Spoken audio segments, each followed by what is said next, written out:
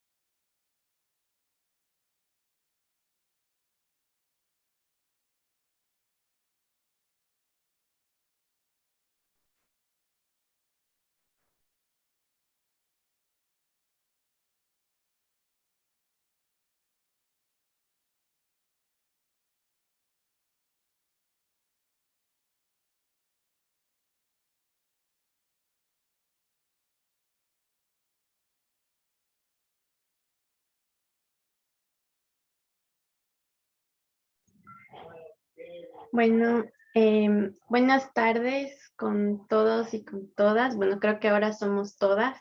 ¿Me escuchan bien? Sí, sí te escuchamos. ¿Cómo Genial. está? Buenas tardes. Buenas tardes. En vista de que ya son prácticamente las 6:05, pues vamos a empezar con la segunda videoconferencia del curso en monitoreo y movilidad. Les doy la bienvenida. Mi nombre es Carolina Silva, soy la tutora del curso. Si es que alguna de las personas que están aquí no tuvo la oportunidad de estar con nosotros en la semana anterior, quisiera saber si desean presentarse y contarnos un poquito sobre el trabajo que hacen y presentarse, si es que hay alguien que no pudo hacerlo la semana anterior.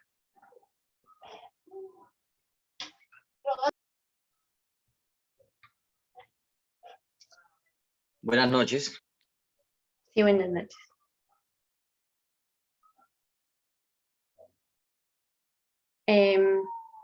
Entonces, veo que todas las personas que están acá creo que sí se pudieron presentar. Entonces, si es que no hay nadie que desee presentarse, vamos a continuar. Bueno, en primer lugar, quería escuchar si tienen alguna pregunta, alguna observación, si quisieran compartir alguna experiencia de cómo les fue la primera semana del curso.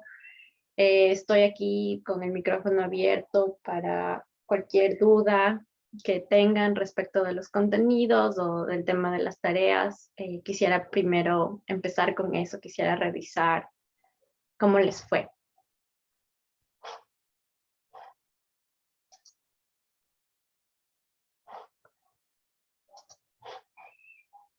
No sé si alguien tiene alguna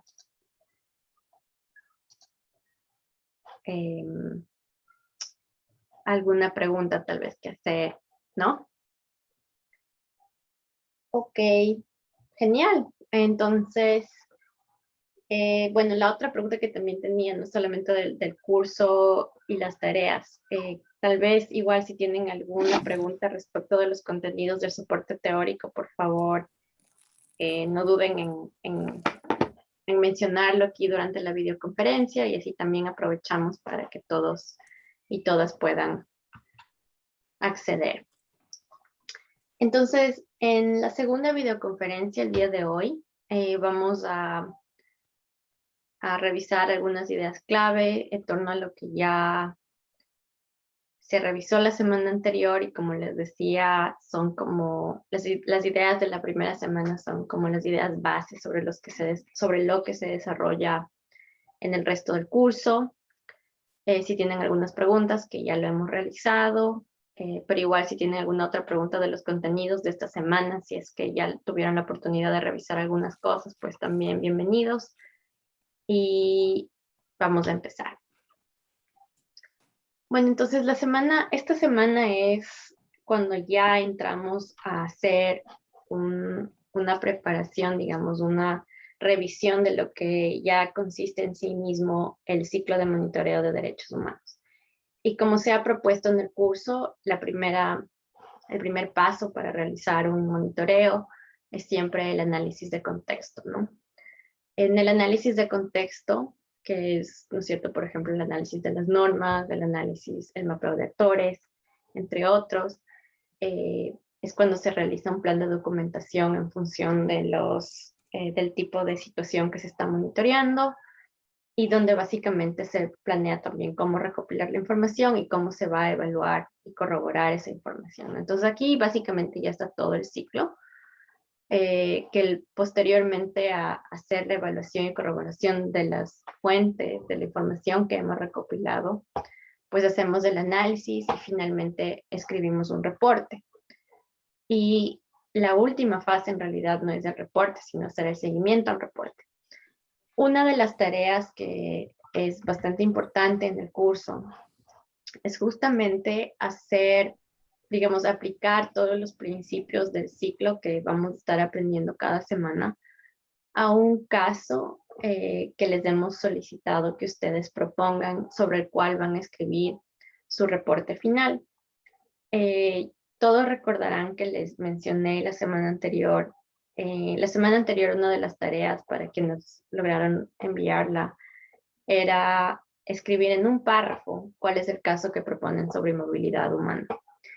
Entonces, cada semana vamos a analizar uno de estos elementos o dos del ciclo de monitoreo y básicamente lo que les vamos a pedir es que en cada semana aprovechen que se está, digamos, revisando cada tema como muy específicamente para proceder a hacer esa parte de su reporte, ¿no? Como adelantar, si se puede decir, escribir ya, por ejemplo, la semana anterior era el primer párrafo en donde ustedes describen cuál es el caso sobre el que van a monitorear. Esta semana ya van a empezar con el análisis de contexto de su caso, de tal forma que para cuando ya tengan que enviar el reporte, no tengan que hacer todo, digamos, a última hora, sino la idea es ir aplicando cada concepto que se va aprendiendo cada semana y la última semana ya nos envían el reporte completo. Y además tienen la oportunidad de ir revisando, ¿no es cierto? Digamos, en la última semana tienen que hacer todo el análisis de la información, pero también ya van a revisar lo que escribieron en el contexto y también tener un poco la oportunidad de corregir en función de lo que ya se ha venido haciendo. Entonces, realmente les recomiendo a todas las personas que hay algunas personas que no lograron enviar la semana anterior las tareas y ya está cerrado, pero es importante que escriban ese párrafo y continúen con su reporte, ¿no? Y más allá de que esta tarea sea calificada para obtener el certificado, creemos que es bastante importante que realicen este reporte como un ejercicio para aprender los conceptos que se están viendo. Entonces, con eso en mente, vamos al primer punto, que es el análisis de contexto. En el análisis de contexto, hay un PDF que está dentro de los ejercicios que dice cuáles son los tipos de análisis.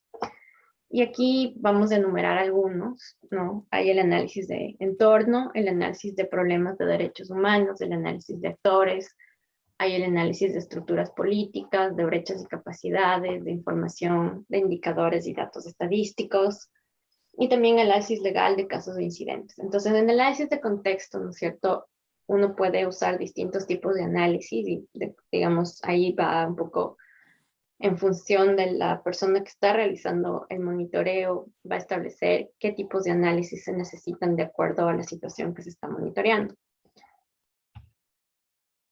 Sin embargo, algo que nos puede servir para comprender mejor cómo, digamos, decidir qué tipo de análisis se debe hacer es justamente analizar, digamos, el problema que se está abordando en el monitoreo en 3 etapas, como se sugiere.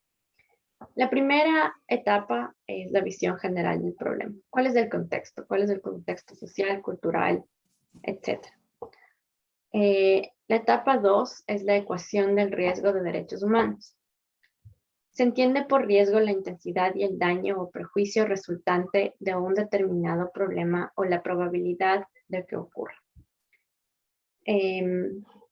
Aquí hay un ejercicio que se dice la ecuación del riesgo, que es cuando tratamos de, en cierto modo, calcular o, si se podría decir, sopesar la amenaza o vulnerabilidad que existe. Se pueden mitigar en base al compromiso y la capacidad que exista para realizar el monitoreo. Como hemos mencionado previamente, los monitoreos también implican un análisis de riesgos en función de el problema que se está analizando. Es importante, como uno de los estándares y principios, como vimos la semana pasada, tener en cuenta si estamos incrementando o disminuyendo el riesgo cuando intervenimos.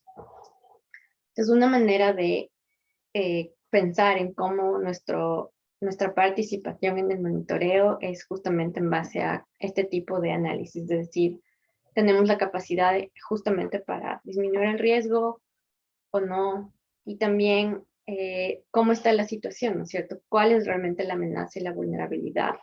Es importante hacerse esas preguntas dentro del análisis del problema que se está monitoreando. Y finalmente, dentro de estas etapas de análisis está el mapeo de actores, para el cual vamos a solicitarles, ahorita el link todavía no estaba disponible en esa parte de la etapa de análisis, pero ya lo voy a, digamos, a activar, porque lo que queríamos era primero en la videoconferencia darles la oportunidad de un poco practicar conmigo, si se puede decir, cómo hacer el mapeo de actores usando la herramienta que se llama Jamboard, que es una herramienta que las aulas de Google ofrecen. Esto que ustedes ven aquí, esta parte donde ven esta especie como de, ¿cómo se diría? Como estos 3 niveles de análisis, ¿no? Que están en diferentes colores. En el Jamboard ustedes van a ingresar directamente y van a insertar texto y van a realizar este análisis del mapeo de actores en función de los siguientes elementos, ¿no? Y me van a permitir, voy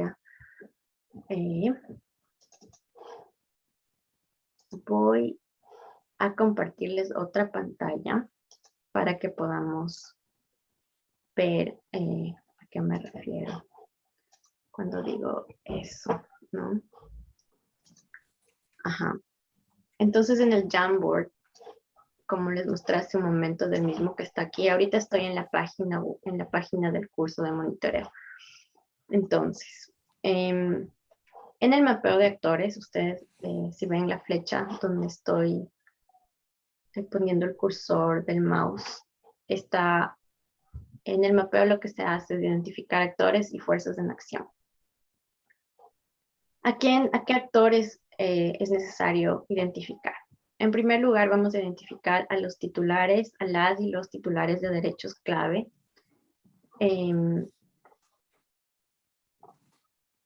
También vamos a identificar, y bueno, aparte de los titulares de derecho, también identificamos a las organizaciones de apoyo, a los grupos que no estén representados y los grupos que tienen influencia. También se identifican a los titulares de deberes específicos, como hablábamos, en función de las obligaciones del Estado, de respeto, protección y cumplimiento, qué actores tienen qué, digamos, obligación, ¿no es cierto? Y finalmente también identificamos a los perpetradores, que pueden ser instituciones u otro tipo de actores, en la medida de lo posible. Algo más que podemos identificar como de manera general son las fuerzas de acción que tienen influencia positiva o negativa en el tema, ya sea grupos de interés económico, bloques de poder, medios de comunicación siempre es un actor muy importante, y aliados potenciales. Entonces, lo que les solicitamos en el ejercicio es que utilizando tarjetas de distintos colores, vamos a, digamos, poner a distintos actores dependiendo de qué tipo de actores son en una tarjeta distinta. Entonces, como ustedes ven en la tarjeta celeste, van a poner a lo que decíamos acá, los posibles perpetradores, ¿no es cierto? Instituciones y otros actores responsables de la violación o que pueden violar un derecho, que están violando o pueden violar un derecho humano, en la medida que se puede identificar su nivel de responsabilidad. En las naranjas, en las rosadas vamos a poner a las potenciales víctimas, y las verdes van a ser actores de la sociedad civil, amarillo actores estatales, y las naranjas que se llama tarjeta de relación. Entonces, ¿dónde les ubican a cada actor? Cada tarjeta, como dice aquí, deberá tener identidad, función, poder o influencia. Y si creen algún otro detalle. ¿Cómo se pone la influencia? Y este es el ejercicio donde vamos a determinar en qué área gris la vamos a poner. Entonces, si ven aquí, cuando un actor, cualquiera de estos 5 que les vamos a pedir, vamos digamos, a clasificarlos por ahora solamente en 5. Si de acuerdo a su análisis ustedes creen que influye directamente en el problema que se está analizando, pues irían en esta parte, en la parte más cercana al problema, ¿no es cierto? Vamos a decir que la parte blanca es el problema. Los actores que influyen directamente van aquí. Los que influyen pero no directamente van a ir acá, en la segunda. Y los que podrían tener interés en términos generales van aquí. Ahora, cada uno de estos, y pueden hacer más de uno, ¿no es cierto? En actores estatales puede ser un ministerio, puede ser una oficina, pueden poner 5, 1, 2, y puede ser que uno esté en esta parte que tiene una influencia directa, o puede ser que tenga solamente un interés, pues ustedes lo van a decidir en qué parte va a ir. Pero luego, entre un actor y otro, muchas veces hay una relación que es necesario establecer, ¿no es cierto? Por ejemplo, la víctima, ¿cuál es la relación con un actor de la sociedad civil? Eso es importante establecer. Para eso van a usar la tarjeta naranja. Entonces, quiero mostrarles ahora ya usando un Jamboard cómo se haría eso. Entonces, para esto voy a tomar el link que va a estar disponible para ustedes en el aula, y lo abro aquí.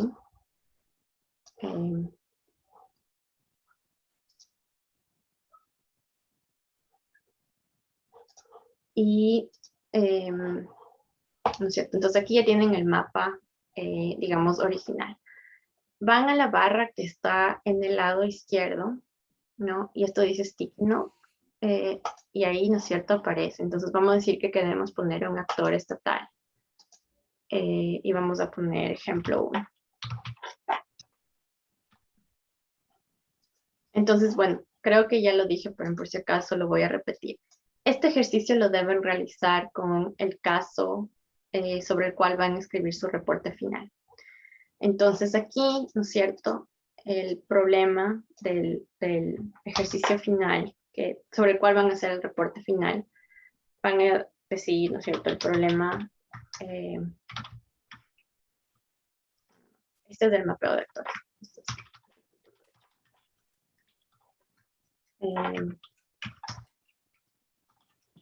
Pero aquí le podrían como identificar el problema en esta parte de acá. Para esto pueden usar en esta parte, en la barra, como les decía, se puede agregar texto. ¿No es cierto? Aquí vamos a describir el problema. Y aquí va un actor estatal. Vamos a poner un ejemplo 1 hipotético. Va aquí. Vamos ahora a poner a las víctimas que van en una tarjeta rosada. Ponemos save. Y les mueven. O sea, y esto solamente con el cursor se puede mover sin problema, ¿no es cierto? Y también se los puede cambiar de tamaño si necesitan o moverles de acuerdo a lo que necesitan. Y solo para terminar con el ejemplo, vamos a poner una relación. Entonces, pueden cambiar de tamaño las tarjetas. Ahorita no las estoy cambiando para no demorarme mucho, pero vamos a decir que el perpetrador, el último ejemplo, se me faltó. Ajá. Que puede muchas veces ser un actor estatal, pero en ese caso, si va como perpetrador de acuerdo a su análisis, pues lo tienen que poner en la tarjeta celeste, ¿no es cierto? Entonces, este perpetrador tiene relación directa con el problema, igual que las víctimas. Es necesario establecer qué tipo de relación tienen entre la víctima y el perpetrador. Y vamos a decir que hay una organización estatal o varias, pero vamos a tomar a esta y luego en mi análisis me doy cuenta que realmente la influencia no es directa de esta tarjeta amarilla, en realidad es influencia, pero no es directa, y la ponemos acá, ¿no es cierto? Y para explicar por qué la pongo acá, puedo usar otra tarjeta indicando otro tipo de relación. Y va así. Y como digo, pueden cambiar el tamaño de eso. Entonces, tal vez ahorita digan, bueno, van a ser varias tarjetas, pero en realidad hacer este mapeo, que es bastante gráfico en este caso, es realmente bastante útil para poder clarificar más en nuestro análisis del problema que estamos abordando y monitoreando, de manera que podamos, que el monitoreo tenga como claro, sobre todo, qué nivel de influencia tienen cada uno de estos actores. Muchas veces en nuestra cabeza tenemos una idea sobre su nivel de influencia, pero cuando ya se realiza este ejercicio, y lo digo por experiencia, como he trabajado con muchos de mis alumnos y alumnas, una vez hecho este mapeo, pues la visión que tenemos sobre el nivel de influencia puede cambiar un poco, ¿no? Cuando tratamos de describir y explicar la relación que tiene un actor con otro, pues nos damos tal vez un poco más de cuenta de ese nivel de relacionamiento y del nivel de influencia que tienen. Inclusive también cómo presentar o cómo poner a los perpetradores dentro de este mapeo. Muchas veces no es fácil, pero es un ejercicio que realmente es muy recomendable por hacer esa identificación.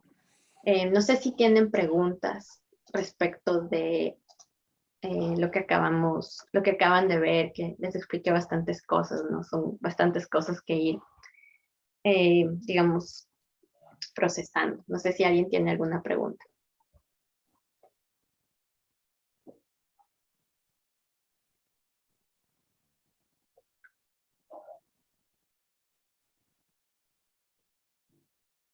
Tal vez alguien quisiera compartir uno de los casos que están proponiendo para su reporte final y tal vez hacemos un ejercicio pequeño aquí sobre el mapeo de actores, si alguien quisiera compartir. O tal vez no el caso para el reporte final, simplemente un ejemplo que se les viene a la mente que les parecería interesante hacer un mapeo en este momento.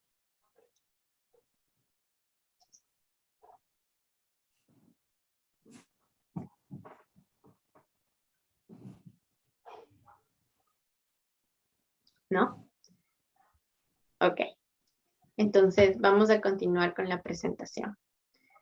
Dentro del análisis es bastante importante justamente, además de el mapeo de actores, también como una parte sustancial del análisis de contexto es justamente identificar a la normativa. Y en este caso no solamente es a la normativa de los instrumentos de derechos humanos universales y regionales, sino también aquella específica sobre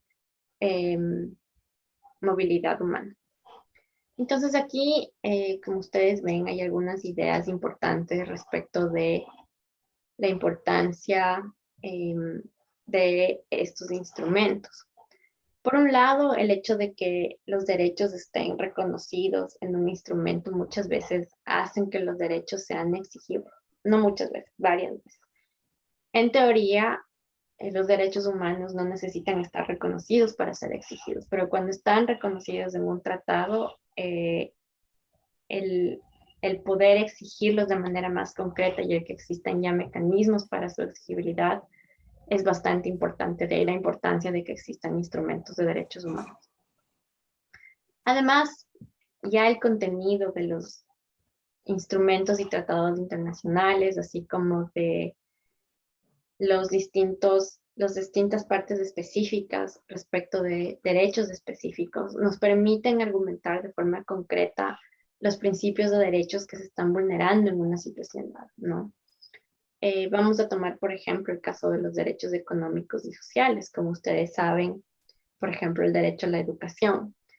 El que exista un instrumento internacional que diga todas las personas tienen derecho a la educación es básico, pero si ese tratado además especifica una manera concreta como ese derecho debe ser protegido o debe ser garantizado por un Estado, pues eso es lo que nos permite argumentar aún con más especificidad cómo se debe proteger o de qué manera el Estado no está protegiendo o está incumpliendo sus obligaciones internacionales respecto de derechos, ¿no? Y cuando hablamos de forma concreta nos referimos justamente cuando los tratados van más allá del reconocimiento del derecho a algo, sino que además nos dan especificaciones sobre el contenido de esos derechos. Sin embargo, vale mencionar que ese contenido no solamente está en los tratados, como ustedes saben, también está dentro de la jurisprudencia y dentro de las interpretaciones que ciertos organismos internacionales hacen, aunque eso no sea lo directamente exigible ante una Corte Nacional e Internacional, esas interpretaciones son bastante importantes para nuestra propia argumentación sobre un cumplimiento o un cumplimiento de un derecho humano. Por otro lado, los sistemas universales y regionales de derechos humanos que están compuestos por instrumentos y mecanismos que tienen un papel cada vez más importante en la promoción y protección de los derechos humanos a nivel mundial. Esto también es bastante importante porque muchas veces cuando se trabaja a nivel local, la posibilidad de tener, como se diría, como apoyo de organismos internacionales, en este caso de mecanismos, ¿no? Vamos a hablar un ejemplo, el mecanismo de protección de un derecho específico que está dado por un instrumento internacional, ya sea como a través de un organismo técnico, de un organismo que haga monitoreo, pues esos mecanismos son los que nos permiten también como generar aliados que van más allá de lo local y a nivel internacional. Pueden generar más presión o pueden proveer cierto tipo de conocimientos o de ayuda o tener un rol en el monitoreo también. Y por ello también es importante estudiar y comprender bien cuáles son esos instrumentos que son disponibles o están disponibles, así como los mecanismos de derechos humanos en general y de movilidad en particular. Finalmente, el último punto se refiere a que los estados son por naturaleza los sujetos del derecho internacional. Por lo tanto, están obligados con las obligaciones derivadas de los tratados internacionales de derechos humanos. Como lo mencionaba hace un momento, y es algo que se basa en lo que ya revisamos la semana anterior. Los estados, al ser parte de un tratado, al ratificar un instrumento internacional, sobre todo en temas de derechos humanos, están adquiriendo obligaciones específicas sobre la base de lo cual pueden generar responsabilidad internacional al momento de incumplirlas, ¿no? Un ejemplo es del Sistema Interamericano de Derechos Humanos, bajo el cual un estado que es parte se vuelve responsable por la violación a derechos a personas ante la Corte. Y sobre eso ya existe una práctica, digamos, bastante avanzada a nivel regional en cuanto a las obligaciones de los estados que son parte en derechos específicos. No sé si tenemos alguna pregunta hasta aquí respecto de los contenidos.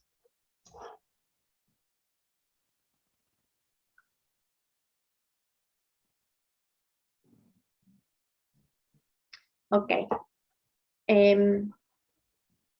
Ahora que ya hemos revisado los contenidos de manera general en cuanto a lo importante que es tener en cuenta los contenidos de la normativa internacional de derechos humanos por las razones explicadas y cómo eso es básico para saber cuáles son las obligaciones del Estado, para argumentar, para generar aliados a nivel internacional y a nivel local en base a esas obligaciones, en base a esos derechos. ¿Cómo los aplicamos a casos de movilidad? Como dice aquí, uno de los principios para realizar el monitoreo en situaciones de movilidad humana es conocer los estándares de derechos en materia de migración, es decir, en materia de movilidad humana, con respecto al tema que se está monitoreando. Las obligaciones de los estados en materia de movilidad se basan en la Carta de las Naciones Unidas, la Declaración Universal de Derechos Humanos y los instrumentos internacionales básicos de derechos humanos y en los instrumentos específicos emitidos para proteger los derechos de las personas en situación de movilidad. Si bien todas las personas están protegidas por el derecho internacional, se han desarrollado categorías legales específicas de conformidad con el derecho y las normas internacionales, que incluyen trabajadores migrantes, refugiados, niños acompañados o separados, víctimas de trata o desplazados internos. Entonces, en función de esto, como dice aquí en la diapositiva primera, en la parte de arriba, no solo es necesario que conozcamos a fondo o tengamos una idea muy clara de los tratados de derechos humanos regionales y universales, sino que si estamos monitoreando un caso de movilidad humana en el cual ya hemos identificado, ¿no es cierto?, en base a nuestro mapeo de actores, en base a nuestro análisis de contexto general, qué tipo de migración es, tenemos que saber y tenemos que identificar si existen tratados que establezcan obligaciones específicas respecto de esas categorías específicas. Como por ejemplo, los ejemplos que se están dando aquí. Trabajadores, migrantes, de caso de refugiados, o de niños, o de víctimas, o desplazados internos. Creo que es importante mencionar también que una vez que hemos identificado si existen o no esos instrumentos a nivel internacional, creo que es importante también ir más allá y no solamente entender lo que dice o saber lo que dice el tratado respecto, por ejemplo, de víctimas de trata, ¿no? Si existe un instrumento que diga algo específico con respecto de las víctimas de trata, como decía, ¿no?, respecto de esta diapositiva. Generalmente los instrumentos también tienen mecanismos.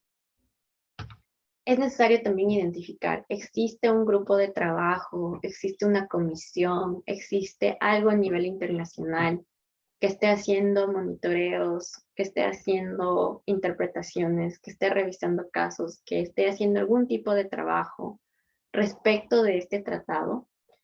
Y yo les invitaría a que no nos quedemos digamos, muchas veces yo he visto a algunas personas dicen, no existen este tipo de grupos o no hay tratados sobre eso. Es importante hacer esa investigación, ¿no? Esta justamente es una oportunidad para ir un poco más allá y estar realmente seguros de que hemos revisado todo lo que es disponible, todo lo que está disponible a nivel de normativa interna, perdón, internacional, en temas específicos, y también mirar lo que dicen este tipo de mecanismos, lo que dicen este tipo de expertos o grupos de trabajo, como digo, comisiones especializadas, porque ellos van a hacer referencia a estos instrumentos y cómo se ha aplicado a otros casos, cuál ha sido el enfoque de ciertos actores aplicando este tipo de tratados o argumentando en función de un tipo de incumplimiento de la responsabilidad. Y eso nos va a dar elementos para escribir nuestro reporte. No sé si alguien tiene alguna pregunta en función de lo que acabamos de revisar.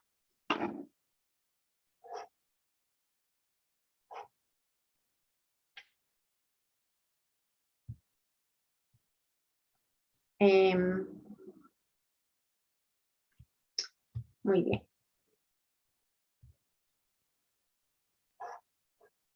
En función de lo que hemos revisado hasta ahora,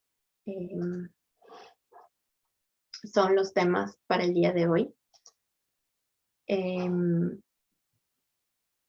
Solamente quisiera recalcar que en estas primeras semanas se están revisando conceptos básicos que serán de utilidad durante el resto del curso y que tendrán, digamos, son un poco los cimientos para realizar el reporte.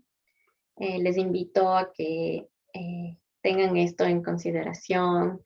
En el tema del mapeo de actores, realmente es un ejercicio muy importante porque van a volver, ¿no es cierto?, a repensar y pensar, ¿no es cierto?, quiénes son los potenciales actores en la situación que estoy monitoreando. Entonces es importante que en esta oportunidad que estamos haciendo el monitoreo, que estamos haciendo esta parte del monitoreo que es el mapeo, si tienen alguna pregunta respecto de eso, pues estoy disponible en WhatsApp. Si tienen cualquier pregunta, estoy disponible ahora. Igual la próxima semana podemos revisar, pero esta semana es la que tienen que enviar las tareas, entonces estoy disponible para cualquier pregunta, para absorber cualquier duda.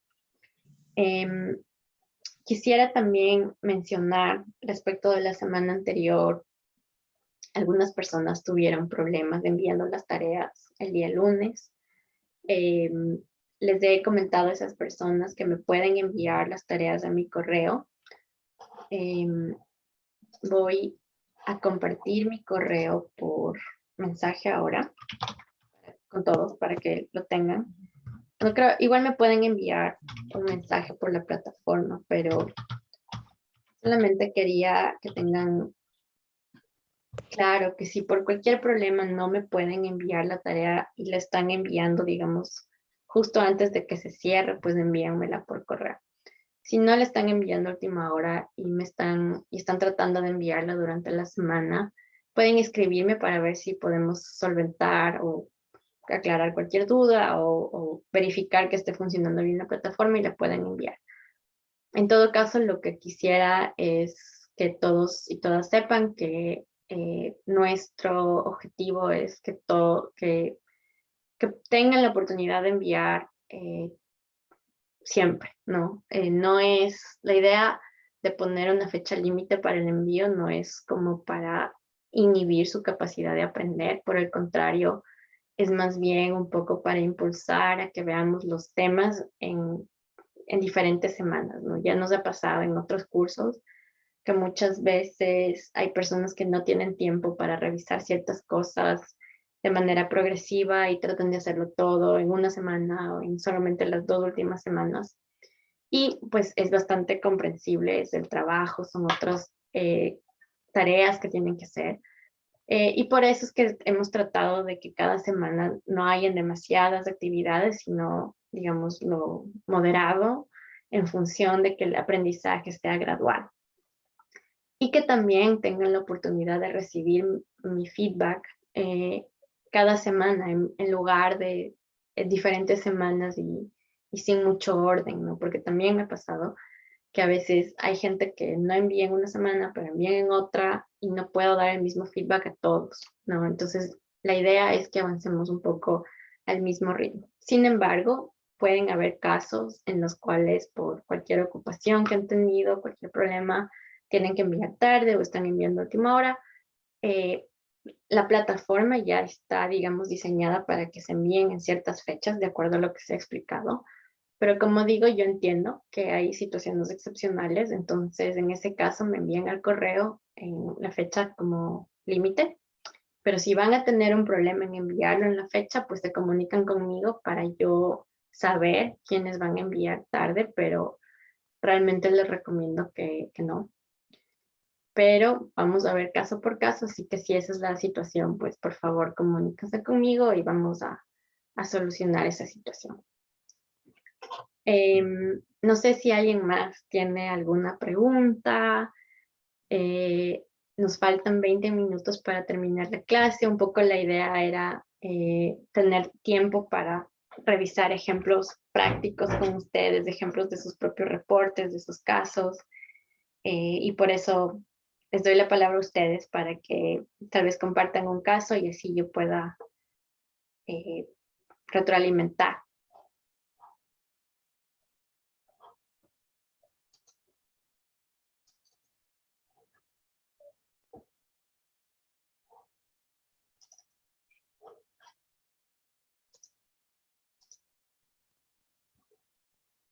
¿No?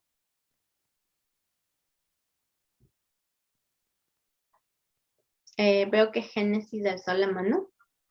Sí, buenas noches Carolina, buenas noches a todos y todas. No tanto sobre un caso concreto, era más una pregunta que me surgió cuando leías el material sobre el ciclo de monitoreo de derechos humanos. En específico sobre el paso de evaluar y corroborar la información.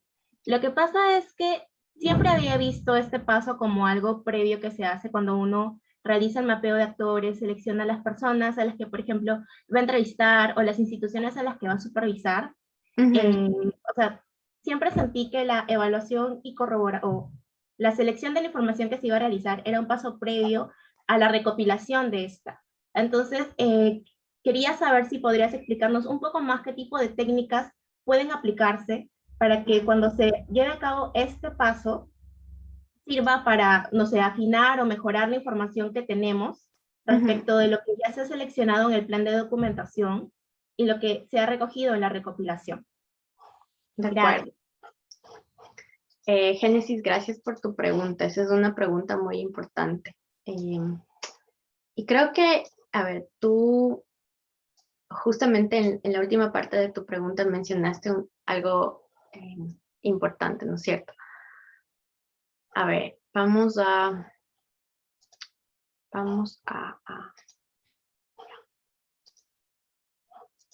en el ciclo de monitoreo y tal como se propone en el curso, la idea es que un poco vamos a desmenuzar cada uno de los pasos que se toman, ¿no es cierto?, para hacer el monitoreo. Y tú mencionas y dices, bueno, yo pensaba que la evaluación y corroboración es algo que se tenía que hacer antes, ¿no es cierto, Génesis? Sí, así es. Y cuando tú dices antes, ¿te refieres antes de recopilar la información o antes de elaborar el plan de documentación? Lo pensaba como parte de la elaboración del plan de documentación, ¿no? Sí, ya. A ver, yo diría que la manera como yo entiendo tu pregunta es, cuando voy a documentar, ¿no es cierto? Cuando hago mi plan de documentación, yo quiero, digamos, estar segura de que voy a tomar en cuenta fuentes que son buenas fuentes, si se puede decir, que son válidas y que me van a servir para el monitoreo. Y no digamos, ingresar varios tipos de fuentes y luego darme cuenta de que no eran las que debería haber usado. Más o menos así yo te entiendo, ¿verdad? Como tener en cuenta ya. Yo creo que, mira, a mí me ha pasado, y me ha pasado muchas veces lo que tú dices, como antes de documentar, como que uno ya tiene sus propias valoraciones respecto de las fuentes.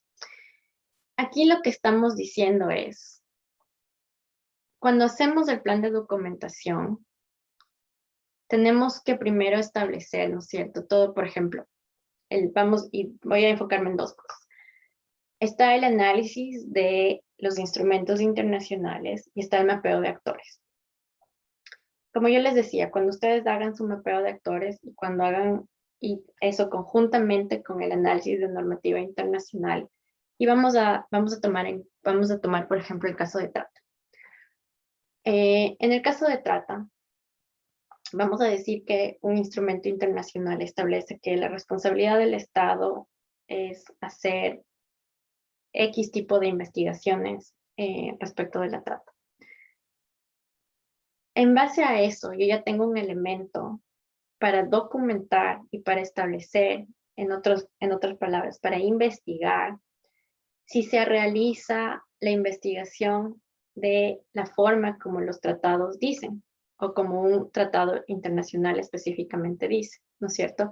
Ese es un estándar que la normativa internacional me está dando. Ahora, puede ser que del mapeo de actores, ¿no es cierto? En un caso de trata, voy a tomar un ejemplo que me estoy recordando ahorita en Ecuador, ¿no es cierto? Que la policía estaba involucrada. En ese caso, en mi plan de documentación, yo de hecho estoy monitoreando porque ya tengo cierta información de quiénes son los posibles perpetradores o posibles actores involucrados, perpetradores en este caso, de una red de trata. Yo ya tengo ese elemento y por eso yo ya sé qué tipo de información yo quisiera recopilar en función de eso. Pero cuando hago el mapeo de actores y pongo a la policía, por ejemplo, en este caso que te estoy dando un ejemplo como el actor que tiene influencia directa y pongo la relación con la víctima, ¿no es cierto? Y pienso qué tipo de relación tiene, es una relación complicada porque es la policía y la policía es el mismo actor que también tiene que investigar. Entonces, todo este tipo de análisis me están dando elementos de qué información va a ser posible recopilar o no. Sin embargo, en estos dos ejemplos, a lo que voy a llegar es a que básicamente me van a dar una especie de lista de documentación, de información que yo voy a necesitar. Voy a necesitar, no sé, testigos, voy a necesitar declaraciones, voy a necesitar entrevistas o voy a necesitar estadísticas. Entonces, todo eso yo voy a hacer una especie como de lista en el plan de documentación de lo que voy a necesitar. Sin embargo, el hecho de hacer ese análisis de lo que se necesita en función del problema que estoy abordando y ese análisis inicial, ese análisis de contexto que estoy haciendo al principio, no es lo mismo que una evaluación y corroboración. ¿Por qué? Porque la evaluación y corroboración al que se refiere en el ciclo de monitoreo es una vez que tú ya recolectaste toda esa información. Entonces, yo creo que tal vez a lo que tú te refieres es, al principio yo hago este análisis de qué pruebas necesito o qué tipo de evidencia o de soporte necesito, y ese es el plan de documentación. Y eso, por supuesto, hay que hacerlo en función justamente de los elementos que los hemos dado, en función del mapeo de actores, en función del análisis contextual, en función del análisis legal. Todo eso te va a dar como pistas, ideas, elementos de qué tipo de documentación vas a necesitar. En caso de derechos sociales, por ejemplo, generalmente se necesitan estadísticas. En los casos de movilidad también. Si estamos monitoreando si se cumple o no una política pública, vamos a necesitar que el organismo encargado a nivel local nos dé datos sobre el cumplimiento de la política pública a cargo de una oficina en específico. Eso es lo que tengo que identificar en el plan. Luego, si tú ves en el ciclo, el siguiente paso es la recopilación. Ahí te enfocas en ver qué hay y qué no hay. en qué puedo recopilar y qué no puedo recopilar en base a los estándares que íbamos a ir viendo. Pero en la parte de evaluación y corroboración, y eso ya lo vamos a ver más adelante, existen técnicas muy específicas para ver hasta qué punto la fuente es fiable o no. Ahora no te lo puedo, digamos, no me puedo extender en explicar cuáles son las técnicas de evaluación y corroboración, pero la idea es hacerlo una vez que tú ya recopilaste. Entonces, por ejemplo, en el caso de una entrevista, ¿no? En el caso de una entrevista es importante saber que la entrevista se la hizo, digamos, siguiendo todos los protocolos de confidencialidad, de saber que la persona está consciente o está bien informada respecto de su participación en la entrevista, que hemos sido proactivos en que la persona dé su consentimiento informado, de que se mantenga su privacidad. Pero vamos a decir que le hicimos una entrevista a un actor que luego nosotros descubrimos o vemos que tiene algún tipo de conexión con un grupo de interés. En la parte de evaluación y corroboración, vamos a ver una especie de cuadro que te va a permitir establecer esta fuente no es necesariamente aplicable o no es necesariamente una fuente que me va a ayudar a realmente monitorear el caso de manera imparcial, porque esta fuente tiene X situación, ¿no es cierto? Entonces, a eso es a lo que se refiere la evaluación y corroboración. No te puedo dar más elementos específicos porque todavía no estamos en esa parte, pero quisiera distinguir que una cosa es establecer un plan de documentación en función de estándares específicos. Como digo, la normativa internacional nos va a dar estándares sobre qué documentación necesitas.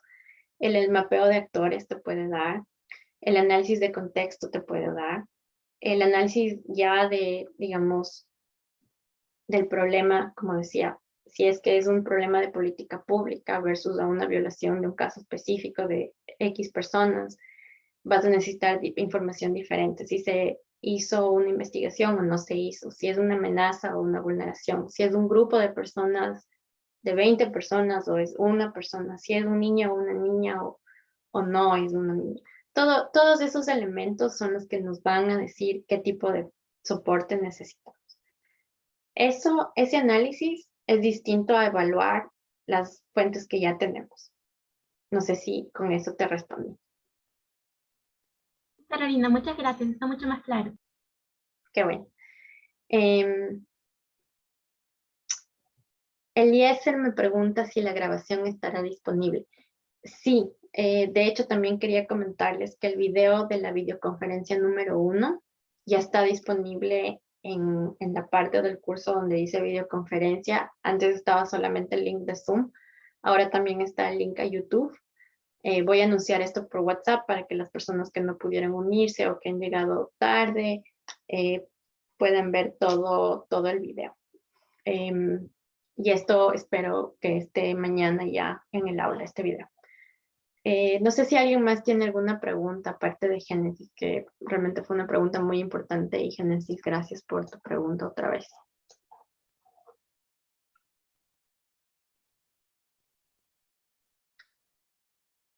Genial.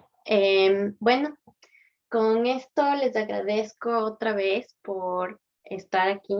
Yo sé que es tarde, pero el hecho de que estén aquí es una motivación para continuar generando todos estos contenidos. Espero que estén aprendiendo, que también estén disfrutando del curso. Hemos tratado de hacer una pedagogía, digamos, lo más práctica posible, orientada a la práctica, no solamente llena de contenidos teóricos. Y cualquier cosa, repito, estoy a las órdenes y que tengan un buen resto de la semana.